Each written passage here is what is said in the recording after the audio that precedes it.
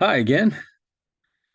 I was thinking back about my college days and thinking again about why we're trying to do this video series. And I was reminded of a event that took place in my college years. I had a professor who I really liked. I didn't actually take a course from him until I was a senior in college, and I wish I had taken some way sooner. I really liked him. He was really interesting. He taught really interesting ways. He did more of a project based type of learning, which I always appreciate. And uh, I really liked him. And when you're a college student, you can get on a closer level sometimes with your professors. And I was almost, I was, you know, uh, in the teaching world, getting ready to teach, and so he and I developed a pretty close relationship. And he knew I liked him, and I think he liked me. I was a good student, and he liked a lot of my projects and things like that I was doing.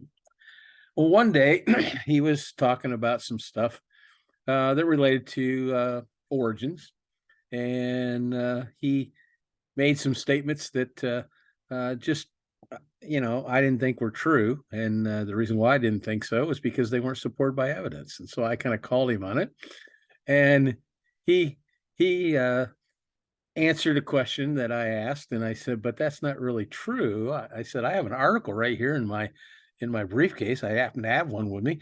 And I said, "It shows that that isn't true, that that evidence isn't believed by evolutionists anymore." And that kind of caught him off guard.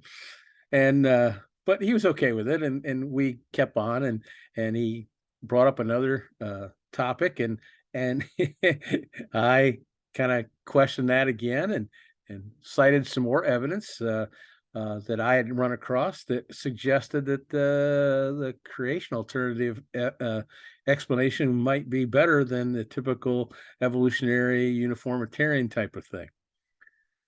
So class ended, and I kind of stuck around. I said, hey, Prof, I said, I got to ask you a couple questions about what you were talking about. So I proceeded to give him my view of some of that data, and he's he said, well, but everybody believes in evolution. He says the evidence is clearly, in favor of that.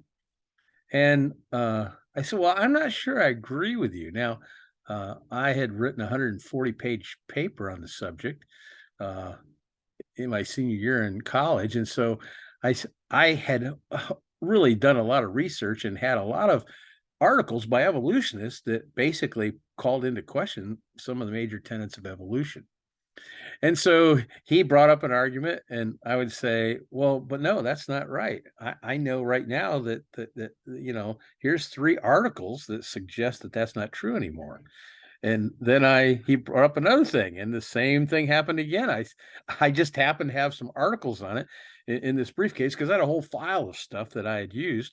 And that we went through this for about 45 minutes or an hour. We had a really good debate, and he liked me and I liked him. So it wasn't like we were antagonistic towards each other, but he started getting frustrated, and he kept trying to bring up arguments, and I was basically able to throw most of those arguments under the bus because I had articles that suggested that they weren't true. And you know, I finally said, Doc, I said, what I think is that, you were brought up on this, and you learned about this, but I said, I don't think you ever really have kept up to date with some of the newer things that have been discovered. I said, let me ask you this. And I mean, he just said, well, I'm still not going to believe it. I said, well, let me ask you this. If I could convince you beyond reasonable doubt that the evidence supported the creation model rather than the evolutionary model, would you believe it? And he said, absolutely not.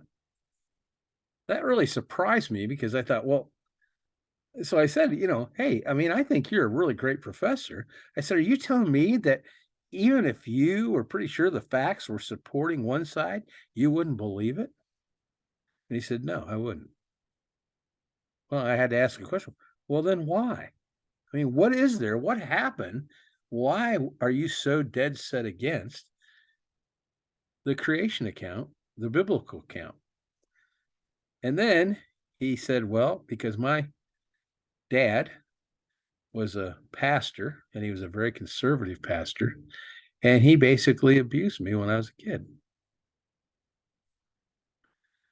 And suddenly I realized that I was winning the argument with evidence, but I realized that that wasn't necessarily the real key ingredient to his unbelief. His unbelief stemmed from other things and other things that had happened to him by Christians or so-called Christians.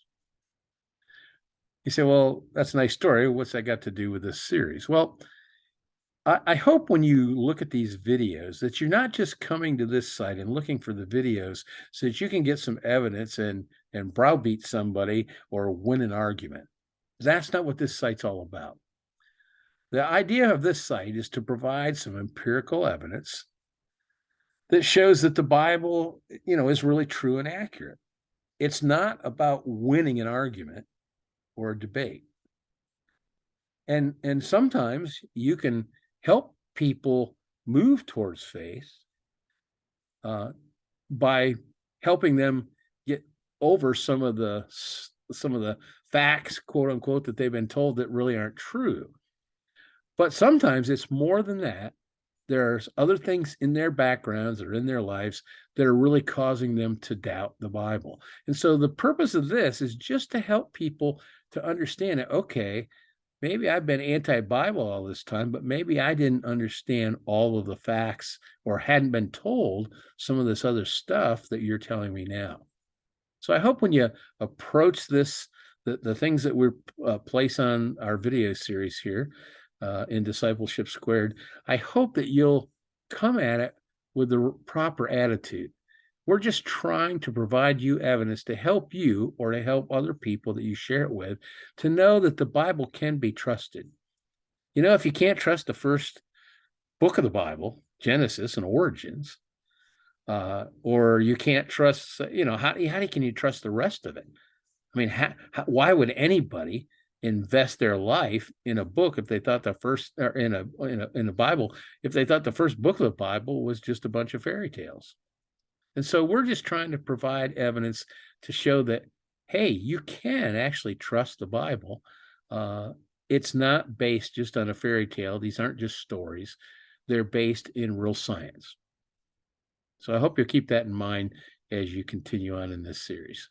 By the way, thanks for, coming and checking out our videos, and we hope that they're useful to you to help you and grow in your trust of the Word of God, and also that they be helpful to teach others to trust in His Word as well.